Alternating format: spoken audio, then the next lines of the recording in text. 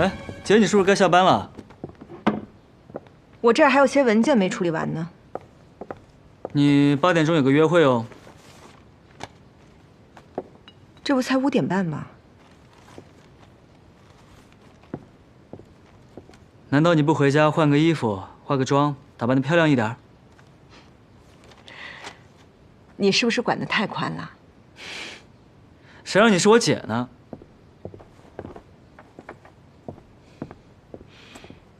谢谢，你帮我收拾啊。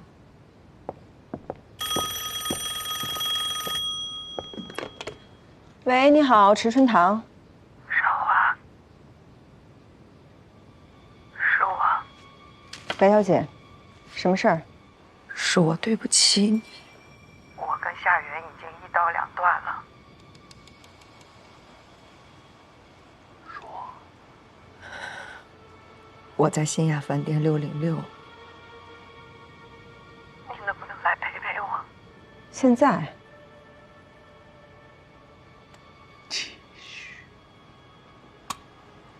少华，我快死了。二妞，你还好吗？少华，我快死了，你能不能来陪陪我？新亚饭店，你在那儿等我啊，我马上到。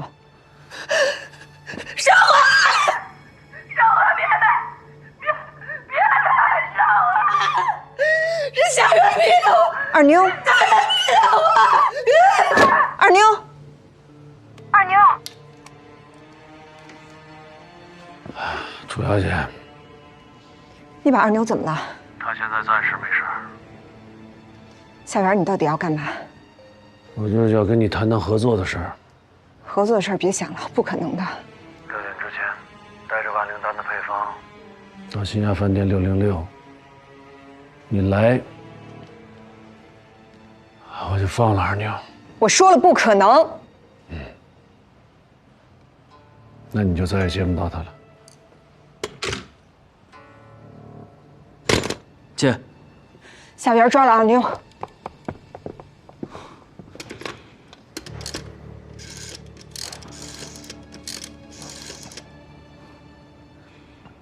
喂，文氏大药房吗？我找文大哥。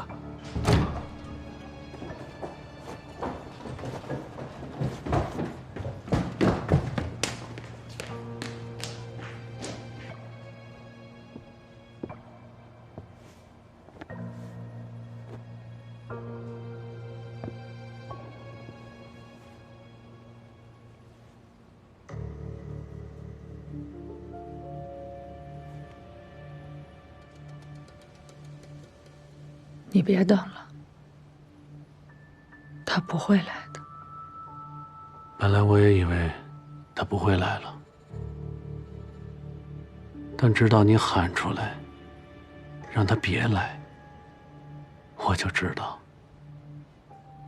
她一定会来的。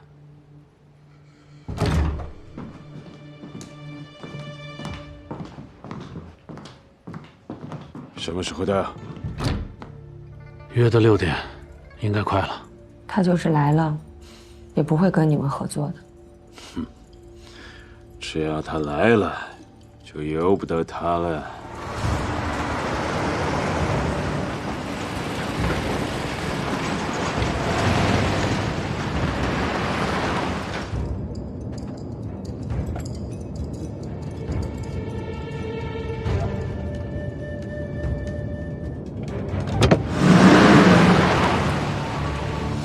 如果他听劝的话，好好配合，一切就都好办了。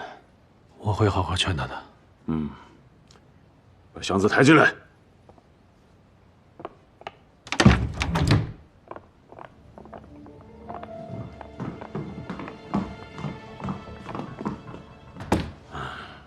没药准备好了？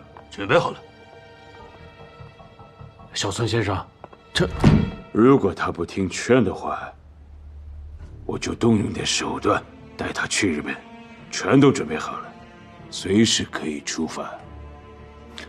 小孙先生，如果他不听劝的话，你就是把他带到日本，他也不听劝呢。那我就杀了他。我们大日本帝国得不到的东西，你们中国人也别想得到。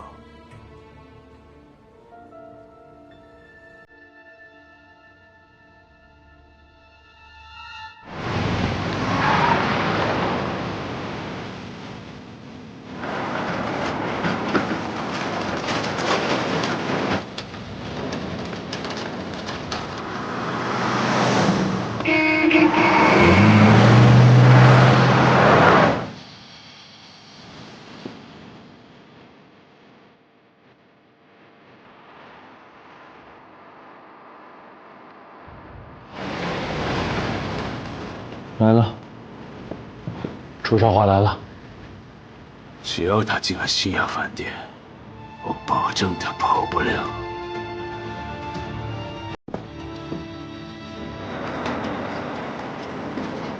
他下车了。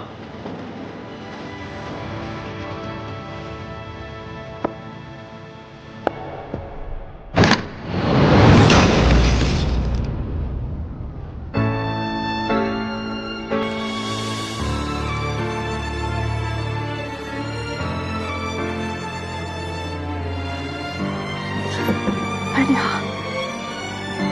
儿女好！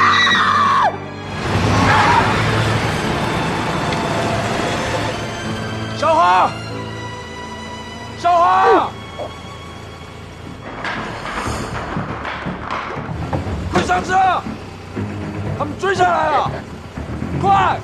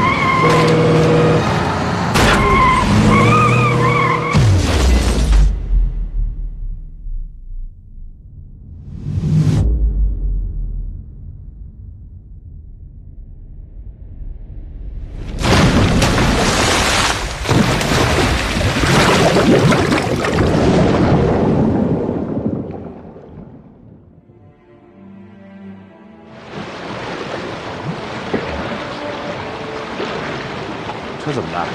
掉进去了。喏，吊上来了，上来了，上来了。什么时候的事啊？就刚刚。那车上人呢？没见上来，应该是死掉了。哎呦，死人怎么上来啊？恐怕是不行了。我看着车下去，人一次都没上来。对呀。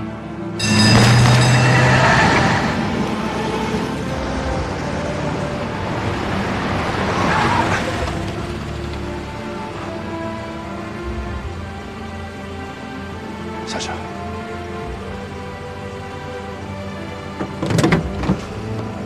下车！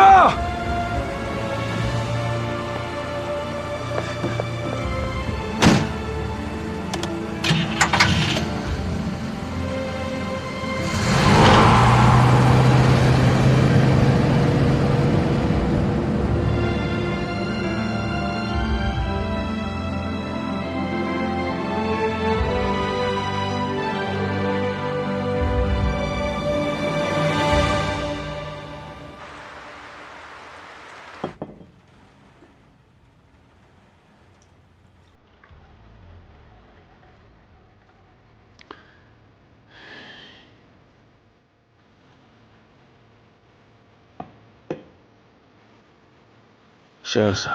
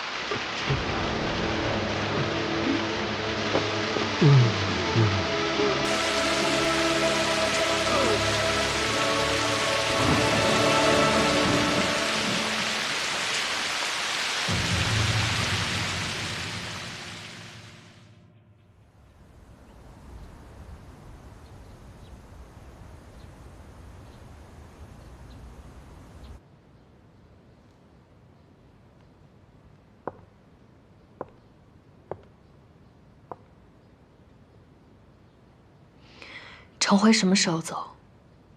八路军药厂的建设，就等他了。办完我的丧事，他就出发。无论是日本人，还是国民党特务，都不会再跟踪你、威胁你了。你也彻底安全了。但是他却不在了。他的任务之一，就是暗中保护你的安全。他出色地完成了任务。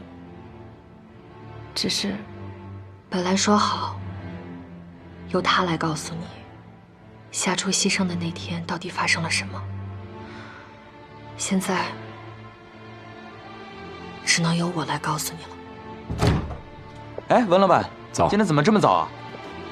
帮我沏杯茶。哎，好的。我刚从老家带了新的明前茶，文老板，现在就给你沏啊。我娘头冻得快要死了，快帮我拿几副药回去救命。行。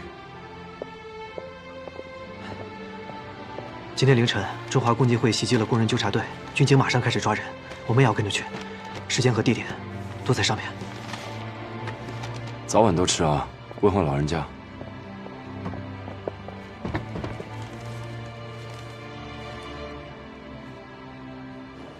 先生，这是您的账单，请过目。好。你好，需要买点什么？我看看。我朋友。哦，那我去倒2杯茶。谢谢。蒋介石现在在抓共产党，你必须转移。开我的车，现在出场还来得及。那你呢？我还得去康宁诊所，还有大河纱厂通知那边的同志，他们也得转移。这2个地方正好是2个方向。你开车去大河纱厂，我去康宁诊所，这样才能争取更多时间。可他们不认识你，你们有紧急联络的暗号吗？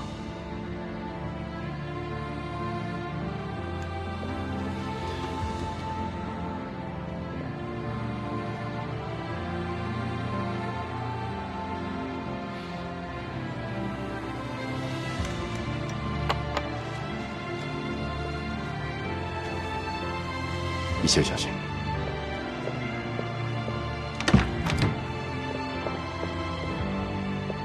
少华，哎，我有点急事，必须马上处理。我先走一步，你试完旗袍就先自己回家吧。什么事儿这么着急啊？我忙完了找你。夏初刚刚跟诊所的同志接上头，穆子如就带着手下杀来了。为了掩护同志们的撤离，夏初牺牲了。这也是文之秋一直深深愧疚的原因。他觉得，如果他坚持让夏初撤离，或者让夏初去沙场，而他去诊所，那么夏初就不会牺牲，你也不会那么痛苦了。但我当年质问他的时候，他却什么都不肯说。我们有我们的纪律，没有组织的同意，我们不能随意暴露自己的身份。就算背上了污名，也不能为自己解释或者辩驳。有的时候，就连生死都必须对家人保密。不过后来，我也猜出了真相，这也让我深感欣慰。你们终究还是心心相印。阿妹，你相信吗？我觉得知秋没有死，他还活着。我觉得有一天，我和他能再相见。革命者虽然牺牲了，但精神永远长存。是的，就像夏初一样，他牺牲了，但在我心里，他永远都活着。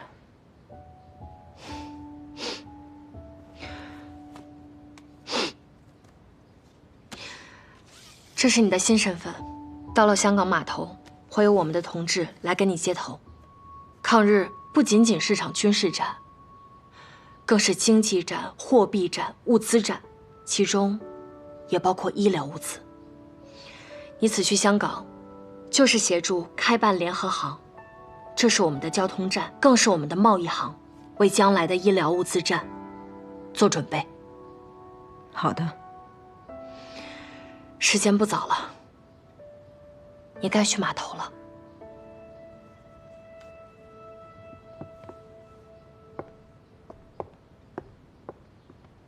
阿美，再见。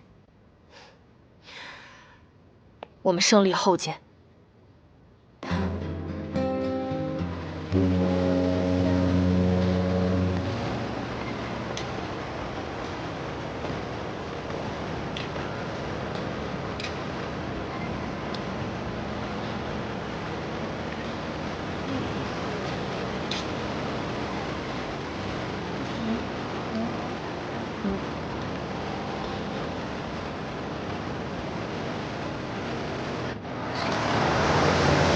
潘主任，楚少华托人送来的。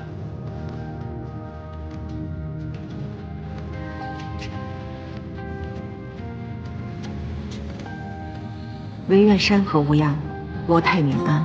赤春堂，特将万灵丹秘方，敬上。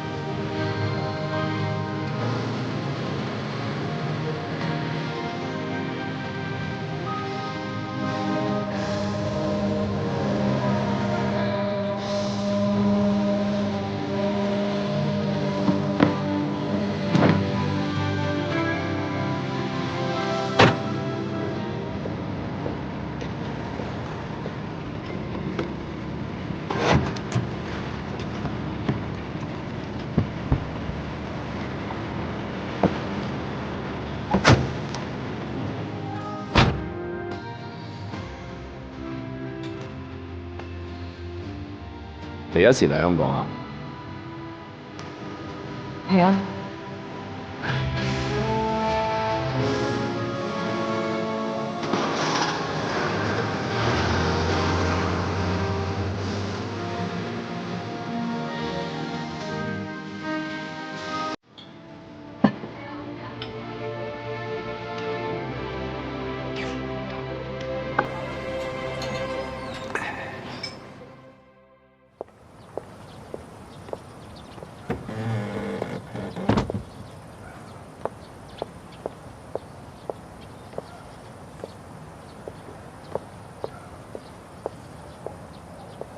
大哥，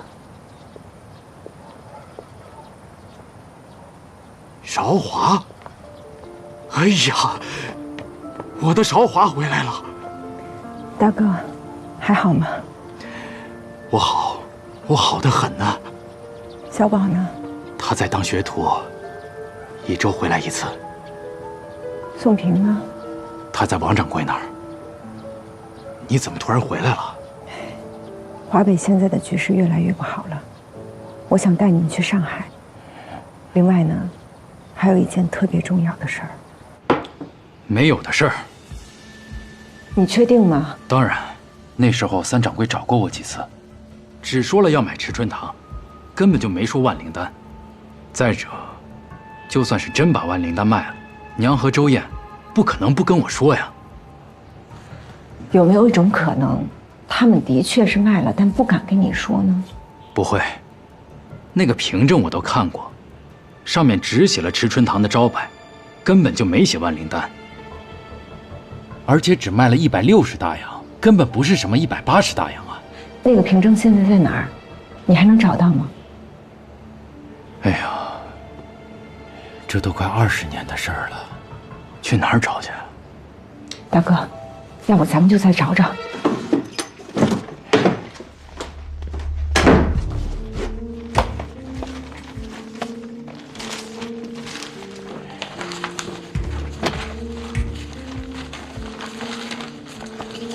哎呀，的确是找不到了。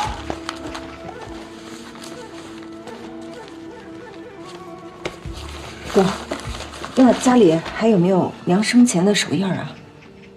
没有。那周燕的呢？也没有。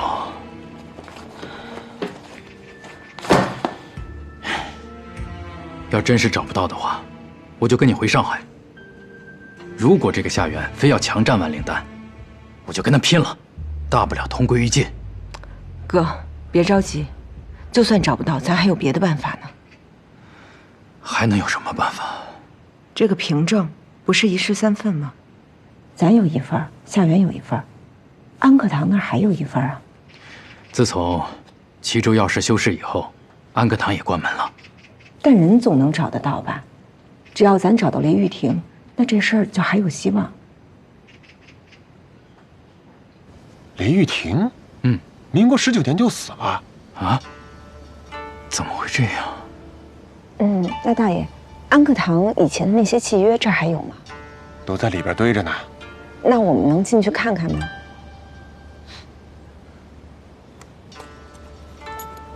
大爷，帮帮忙。跟我来吧。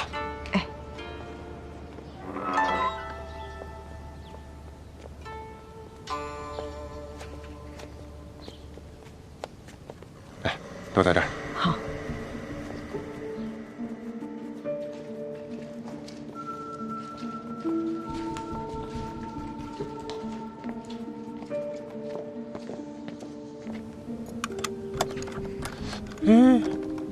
是这把钥匙吗？别搞错了。不会错啊，上个月就用这把钥匙开的这道锁呀。哎呦，开了。好。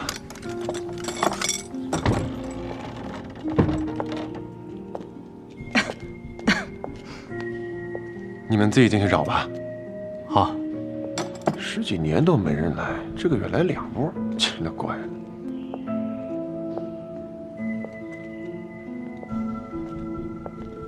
要不这样，哥，你去那边找，我在这边找，咱们先从民国5年找起。好。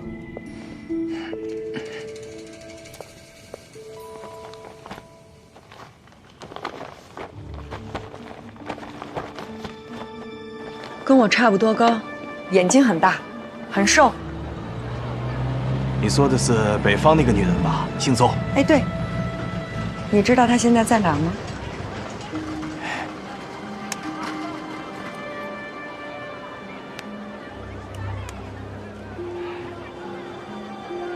死了。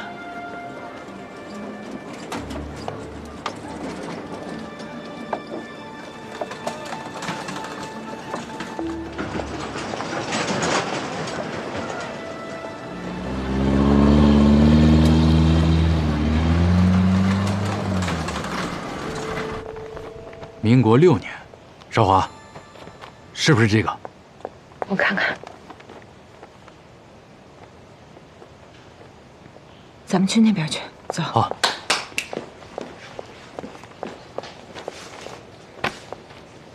来。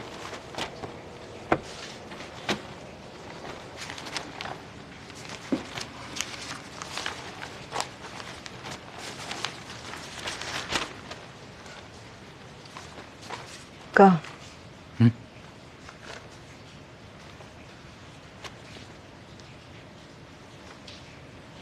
就是这份。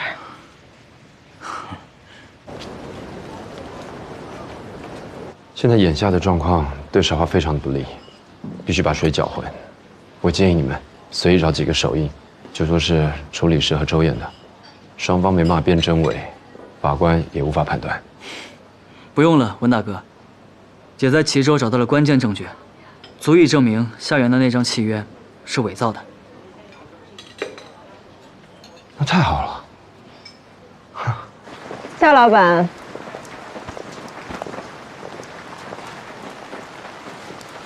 楚小姐，现在改主意还来得及。夏老板，真的假不了，假的也真不了。可这要一开庭，万灵丹可就全归我了。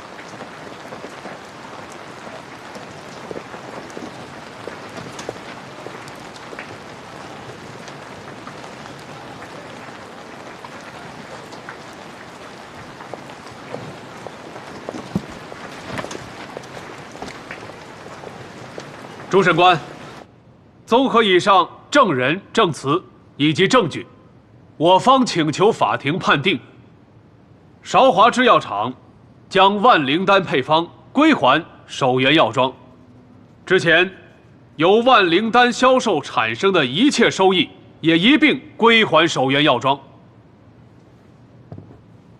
被告律师，针对原告方的证据主张，你们有什么需要辩护的？法官大人，原告提交那张买卖契约是伪造的。没有证据，不要乱说。被告律师，你的说法有证据支持吗？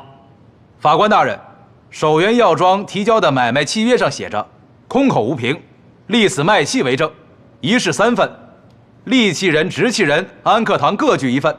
利器人的那一份已经找不到了，但是我们在齐州安克堂档案库里找到了安克堂存档的那份原始凭证。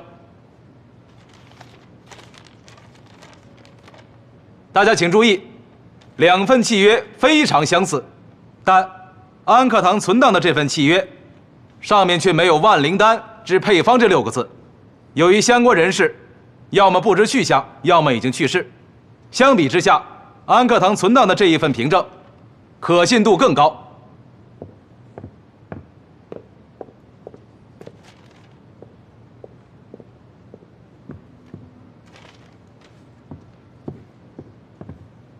法官大人，我方请求仔细核查被告提供的证据。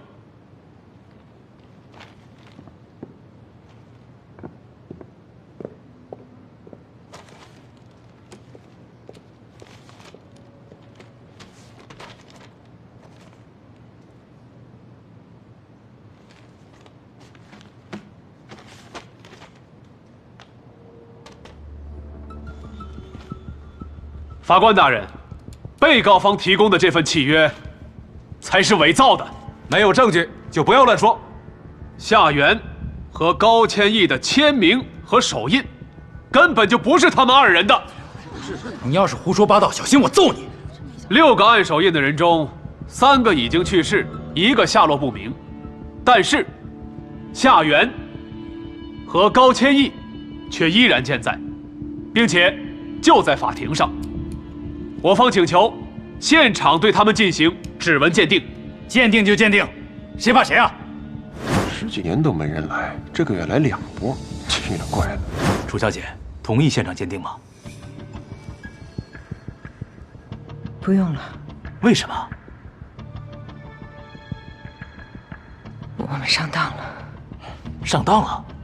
我们从安克堂拿回来的那份契约应该是假的。怎么可能呢？我认为是夏元提前拿了一份假契约送到档案库，就等着我们去拿呢。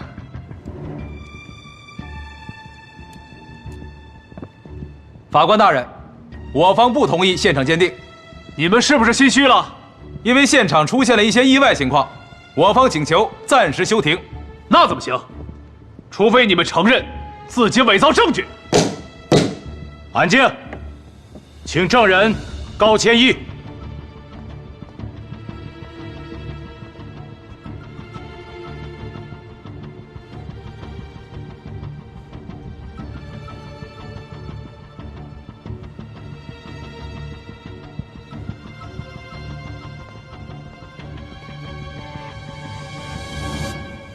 证人，介绍一下你的身份。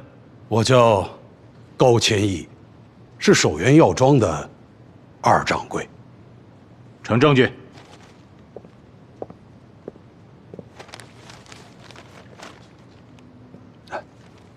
取指模。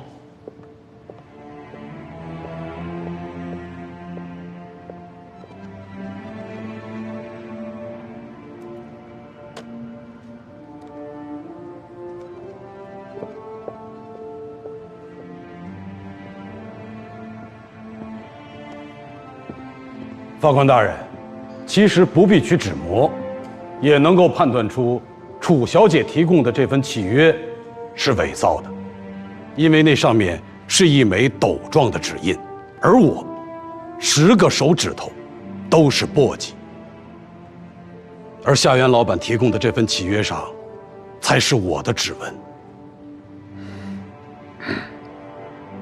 但是夏元老板提供的契约也是假的，因为上面的指印是我20天前刚刚盖上去的，而且我至今依然清晰地记得，当年的契约上并没有提到万灵丹。高千一，你这个白二郎，你结束再说。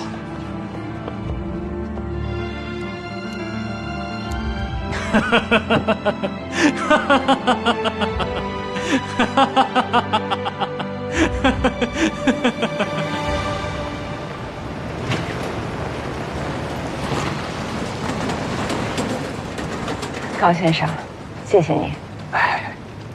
我是真的没想到，你能在最关键的时刻站出来，为我仗义执言。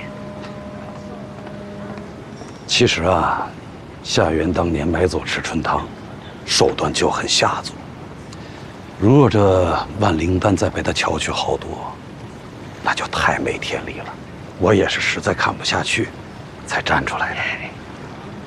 当初我们家将赤春堂卖给夏元，虽说无奈吧，但也是出自自愿。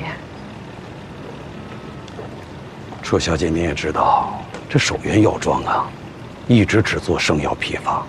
民国5年，夏元想开拓成药市场，于是他便想收购有着100年历史的赤春堂啊，但被你大哥一口回绝。与此同时，这关东帮和齐州帮为了控制齐州药市的控价权，打了数年，难分高下。于是这夏元便想出了这一石二鸟之计。他先让易大金用假黄旗调包了关东帮的真黄旗，以此损伤关东帮的信誉和声誉。然后他又找人用调了包的真黄旗卖给你大哥。哟，这么早就送过来了？随后他又以帮助查案为名，把你大哥人赃并获，并交给关东帮的杨三爷处置。由此，他便收服了杨三爷。而你大哥为了买下所有的真黄旗，欠下了高利贷，导致你楚家最终只能将赤春堂转让给了守元药庄啊。原来这一切都是夏元在后面操作。正是。不过此事还有个插曲，这易大金原本是让小武去揭发关东帮卖假黄旗，当该他出现的时候，他却失踪了。最终是你发现了黄旗有假，戳穿了此事。也正因为如此，之后才在杨三爷那里解脱了少忠啊。哎，这小武却因为此事被罚了半年的薪水，他心中不忿，便卷了一笔钱逃了。二妞的命运就这样被改变了。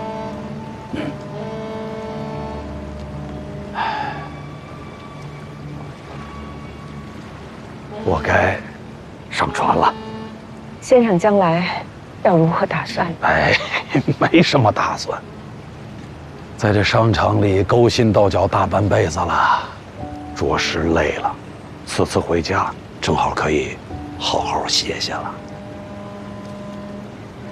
万灵丹是保住了，却害得先生丢了差事，实在是抱歉。哎，你也不用过于愧疚。其实我早就存了离开夏园之心了，只是我一直放不下这主仆之情、师徒之义呀。当然，也舍不得那份俸禄。我也是一直到了法庭上那一刻，才最终下定了决心呀。是为什么？楚小姐，你也知道，这日本人现在已经是守元药庄的股东了。如若这万灵丹的配方最终归了守元药庄，那也就等于落入到了日本人的手里。我虽庸碌之辈，但是舍国家安危、民族大义、高某，绝不会含糊。先生，受一拜。哎，使不得，使不得，使不得。先生如我将来还想出山，石春堂的大门永远向先生敞开。楚小，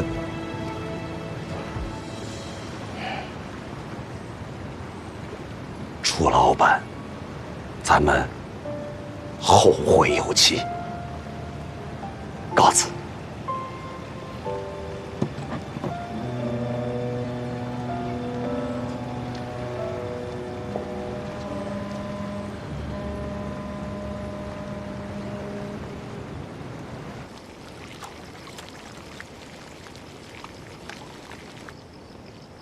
馄饨啊，谢谢您。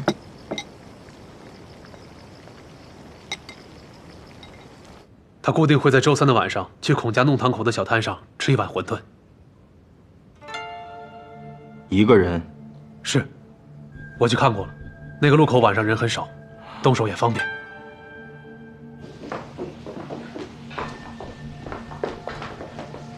夏桑，最近局势有点微妙啊。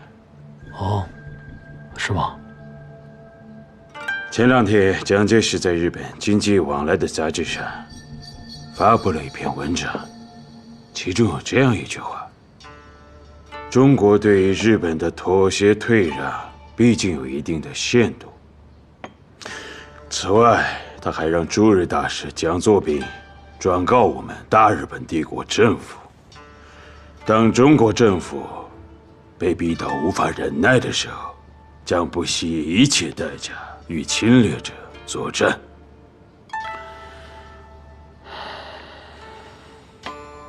他之前不是奉行绝不抵抗政策吗？但是他最近在政治、军事、国防、外交等各个方面都在搞一些小动作，好像心思变了。他真的会打仗吗？我不信。但是看眼下的情况，可能由不得他了。我判断，中日之间的战争已经不可避免，所以你必须赶在中日正式开战之前，拿到我们想要的东西。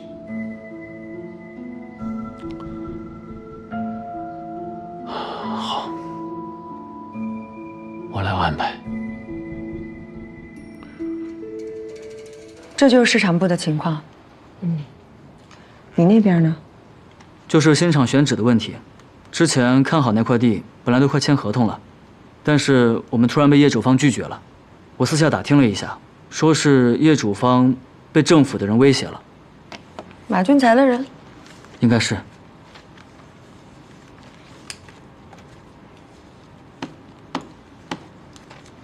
不如我们把眼光放远一点呢。我觉得西南可能是不错的选择，不一定非得局限在上海或者南京。我马上着手。好。哎呀，今天大家也都辛苦一天了，就到这儿吧，早点回去休息啊。哎，少华，你一会儿直接回家吗？我想回家之前去吃碗馄饨。我跟你一起去啊。啊？你不是保持身材不吃宵夜的吗？哎呀，今天突然一下想吃了。平常都是你一个人，今天咱俩一块儿，行吧？哎，春慧，那你去吗？我一会儿还要去工厂一趟，我就不去了，你们去吧。好，那我们走了。哎，对了，姐，哎，最近多注意安全啊。嗯，好的，放心吧，有我呢。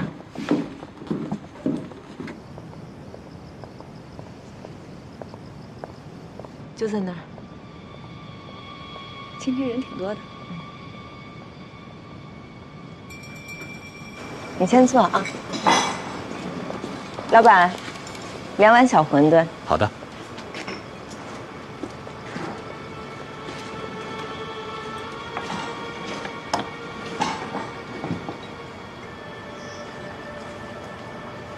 有什么不对吗？啊，我最近啊老觉得有人在盯着我，会不会是马俊才的人啊？难说。谢谢啊。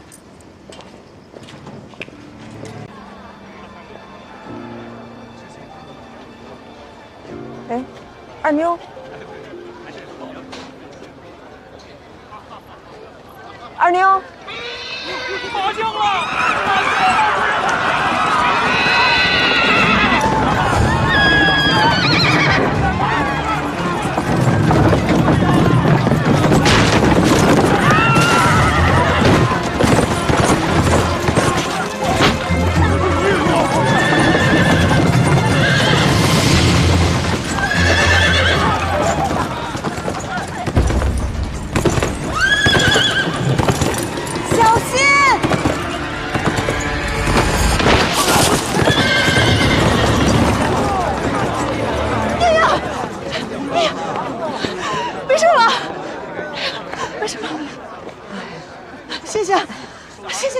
没事，谢谢。走。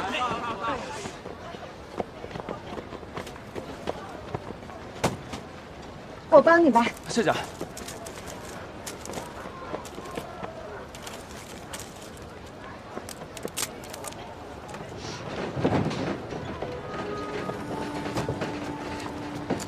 谢谢。谢谢。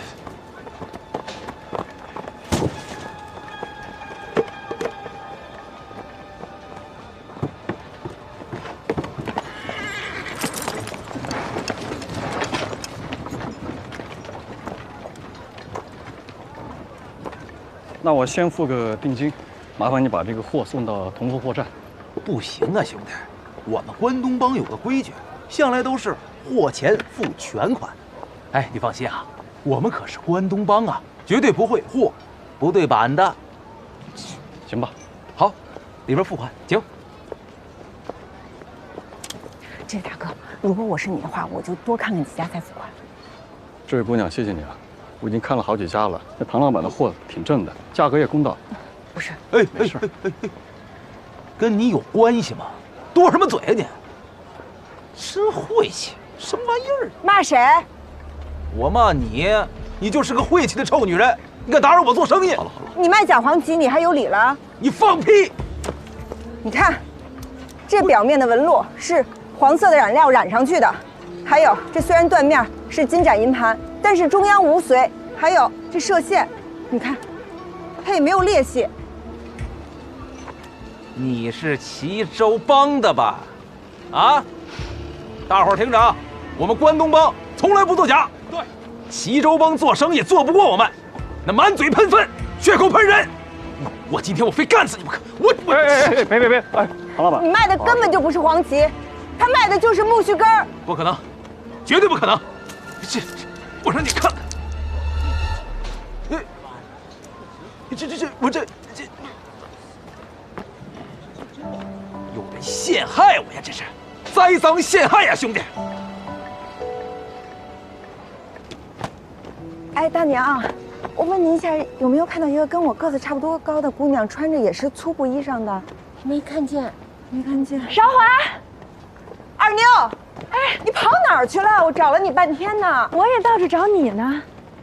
你这脸怎么了？啊？哦，没事儿。啊，哎，给你，快吃，一会儿凉了，我特意给你留的。油饼儿啊！你哪来的钱买这么贵的吃食？哎呀，你就别问了，赶紧吃吧。你是不是有事儿？没啊。你一定有事儿。我过2天再告诉你。那我也有事儿，也过2天告诉你。啊，也有事儿。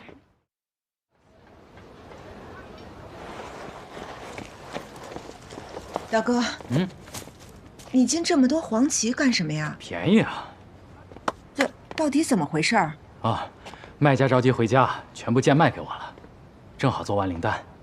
那钱你都付了？啊，人家货都送到了，我能不给钱吗？不会有什么陷阱吧？你可别买到假货了。这所有的货我全都亲自验过，都是真的。不信，你看看。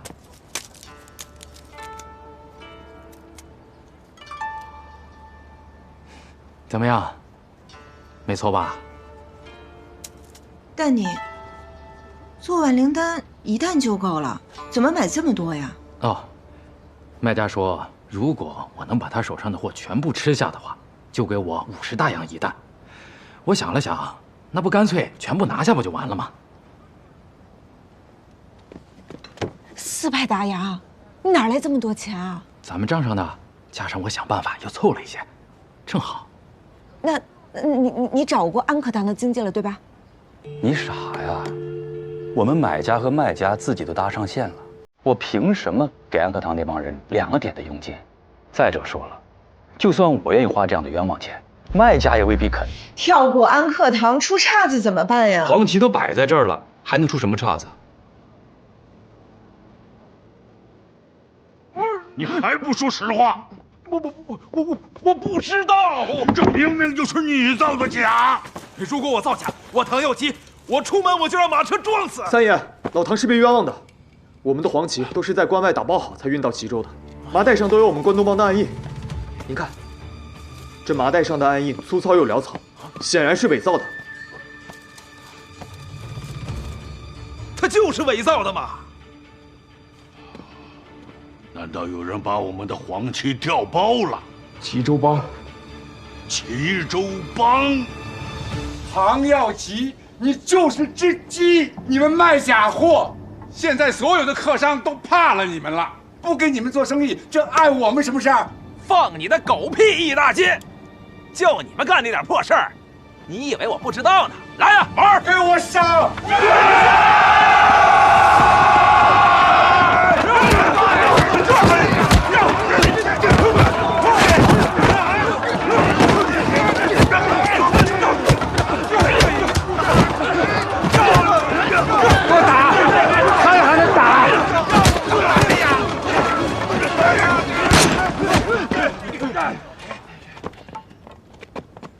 谁在这儿这么威风啊？三爷，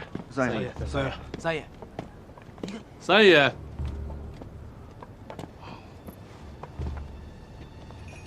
是夏老板呐。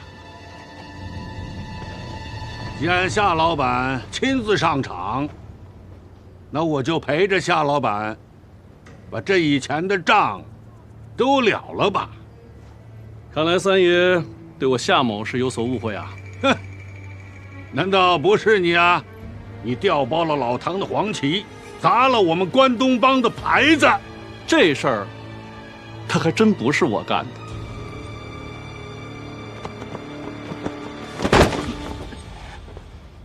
被谁抓走了？好像是齐州帮的人。因为什么？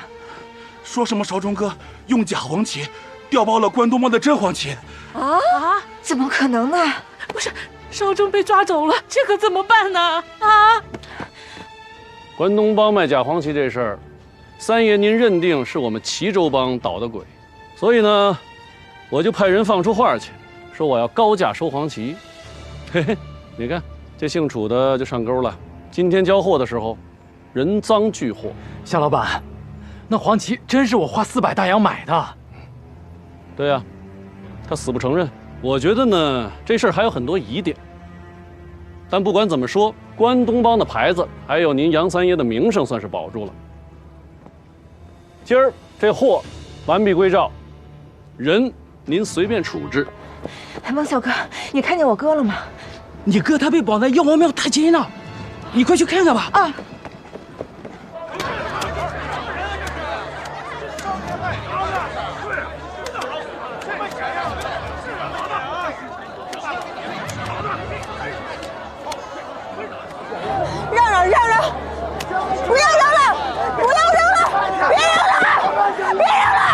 少华，大哥，快救我！什么情况？现在？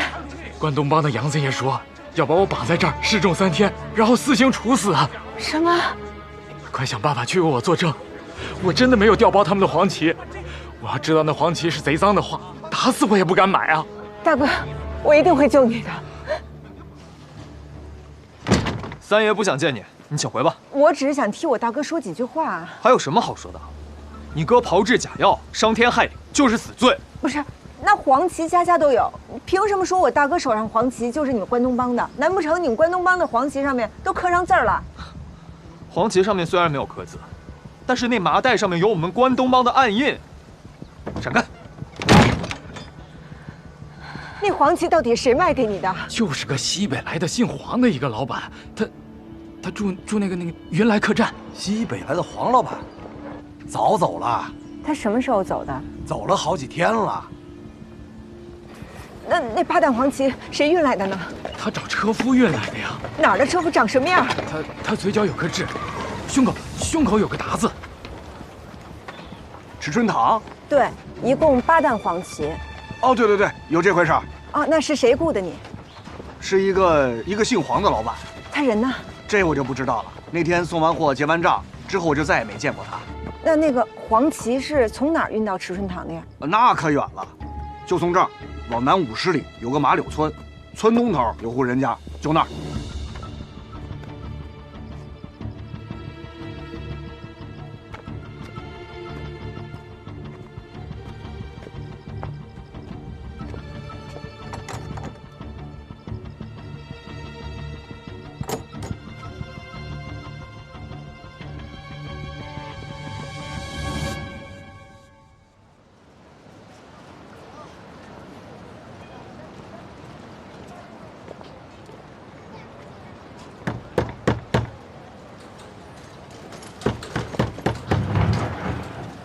哎呦，唐老板来了，三爷起了吗？早起了。好，这杨三爷，不能进。杨三爷，调包你们关东帮黄旗的人绝对不是楚朝忠。哪来的野丫头，敢在我面前放肆，轰出去！哎呀，走。都说杨三爷既能明察秋毫，又能明辨是非，没想到你也会被人蒙骗。等等，你是谁？我是楚朝忠的妹妹，楚朝华。哼，我认识你。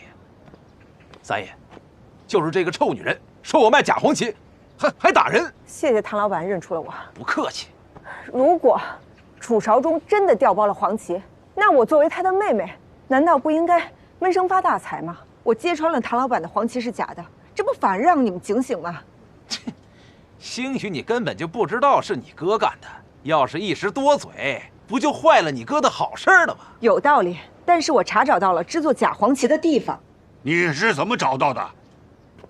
虽然卖我哥黄旗的那个西北老板已经不知所踪了，但是我通过通达车行的车夫大柱，找到了一个50里外的马柳村，那有一个院子，租那个院子的人已经离开了，但是院子里面还留了一些木须根、染料，还有一些工具，这些都可以证明那个院子就是制作假黄旗的地方。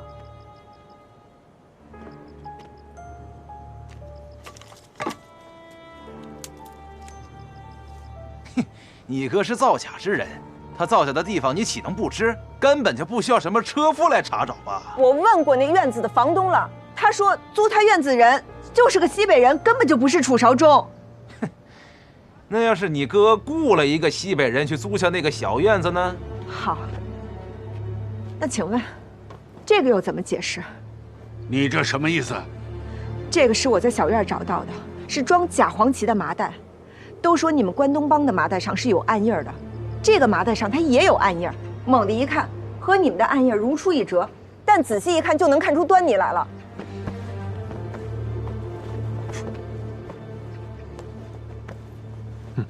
三爷，你看，这麻袋上的暗印粗糙潦草，和老唐家的应该出自同一个人之手。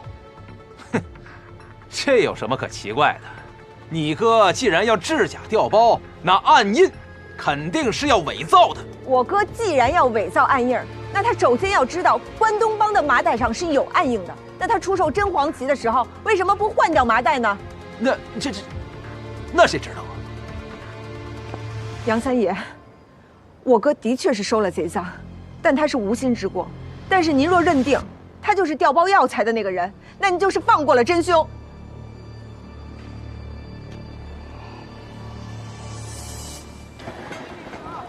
都怪那个姓黄的那个黄老板，让我再看见他，我饶不了他。哎，就是可惜了我那400大洋啊，就这么白白的没了。那就当买个教训了。这以后啊，天上有掉馅饼的事儿，咱就得多留个心眼儿。还好有迟春堂呢，咱一点一点的做，先把那亏空给填上啊。生意呢，以后也会越来越好。少华，其实还有个事儿，我想跟你说。哎，哥，干什么？哥，干什么？少华，少华，别动！你们凭什么抓我？放开我！来，上去！放开我！少华，哥，出！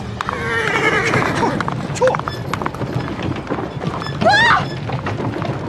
哥，你不是说关东帮答应放人的吗？抓他的是放印子钱呢。他怎么又惹上放印子钱的了？大哥，买那些黄旗花了400大洋，其中的360大洋都是借的印子钱。账息半月，利息5厘，半个月的账期已经超过3天了。按照他们的规矩，超过3天就要砍掉1只手。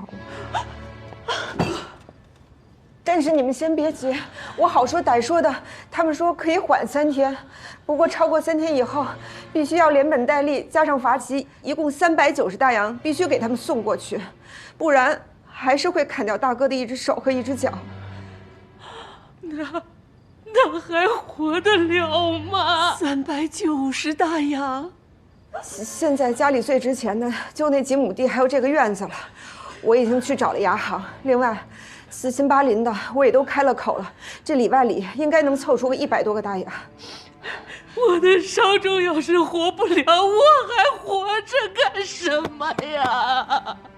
哎呀，娘，你快把攒的那些钱都拿出来！我哪还有钱呢？不是，那你还有些首饰呢？这都不值钱，你看看。不是，你就别再逼娘了。她要真的有钱，也都贴在这家里面了。那你呢？你就没有私房钱呢？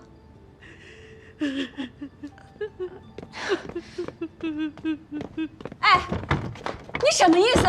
我看看还有什么能卖的。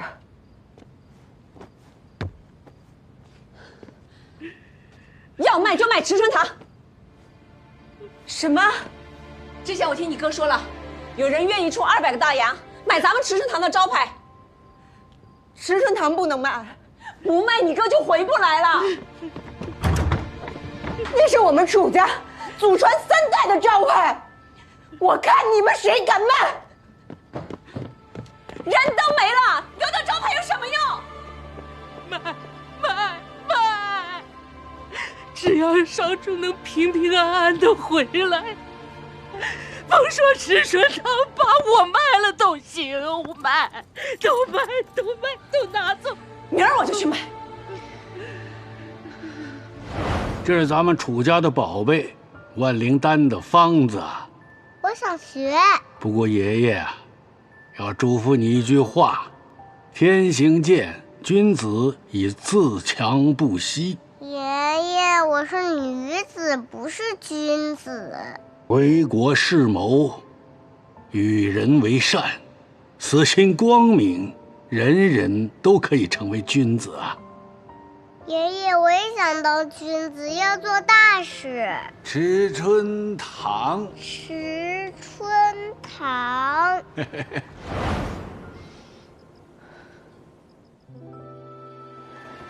王叔，谢谢您，这钱我一定会尽快还你。哎，你别客气，只是我能力有限，只能帮着一点点，实在抱歉啊。您快别这么说，您能帮我们，已经是干净不净了。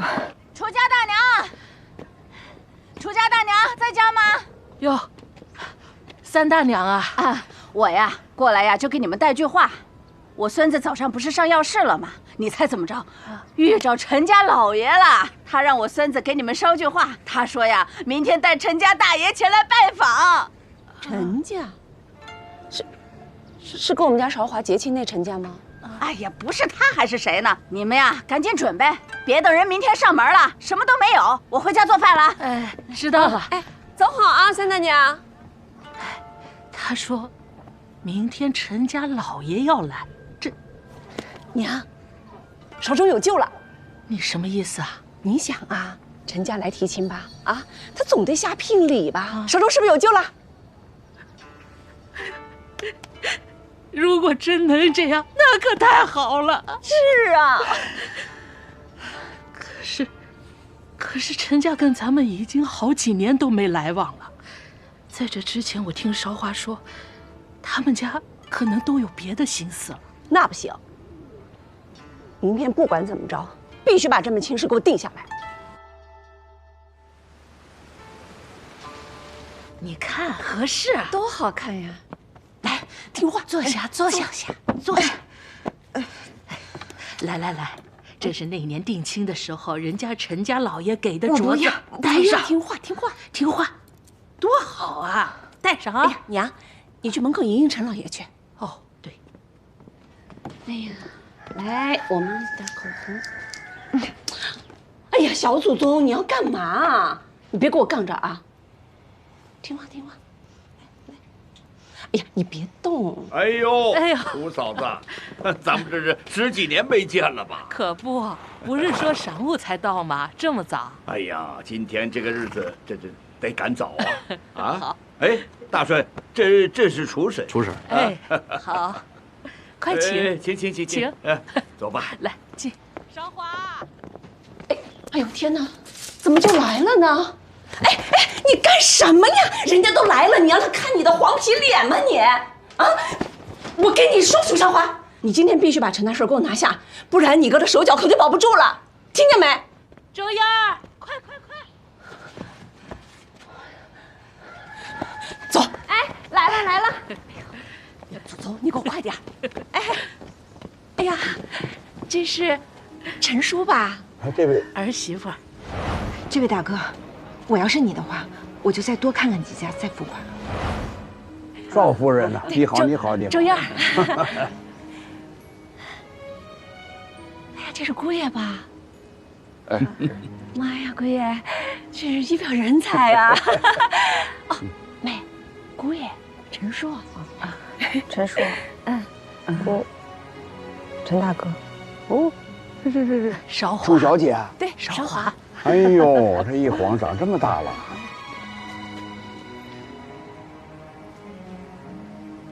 哎，我来，给我，屋里坐吧，陈叔。姑爷，好，请，陈叔，请。好。娘，哦。妹，快点！坐，陈叔，坐啊，姑爷。来坐。哎呀，嫂子，本来早就应该来拜见您的，这几年生意太忙了，我和大顺呐，一直这也脱不开身，这一年一年的，就耽误到今天。没事儿，陈叔，好事不在忙上。嫂子，今天来呀，就是为了大顺。还有楚小姐的事儿。是啊，陈叔，你看咱们姑爷跟韶华的年纪也不小了，是该把事儿办了。哎呀，这个事儿，哎呀，说起来，这最初还是我和你们家楚老爷子这一句戏言，这你看。是啊，陈叔。不过啊，陈叔，你看，您呢是这个方圆百里地儿有头有脸的大人物，那我们家爷爷，虽然我没见过哈，那但也是名声在外的人物啊。那你说你们这2位大人物在一起说过的话，那即便是一句戏言，那也是一言九鼎。现在这都是民国了，是，年轻人嘛，也都实行着自由恋爱。媒妁之言，父母之命啊，不一定都能接受的。哎呀，陈叔，我跟你说，大顺对韶华肯定是满意的，是不是？姑爷满意不？娘，你看，什么叫天赐良缘？这就是天赐良缘呀！姑爷对咱们家韶华满意。对。哎，叔，来，喝茶。叔，不瞒您说啊，陈叔，前些年呀，有不少的人跑到我们这儿来嚼舌根子，说什么当年呀，陈家来主动结亲，图的呢就是我们楚家当年的盛景。现在呢，我们楚家呢大不如从前了。可是人家陈家呢是一天比一天发达，说陈家肯定是要来反悔的。我当场就跟他们急了，我说你们不许胡说，人陈叔不是那样的人，是吧？陈叔啊，喝茶啊，姑爷喝茶。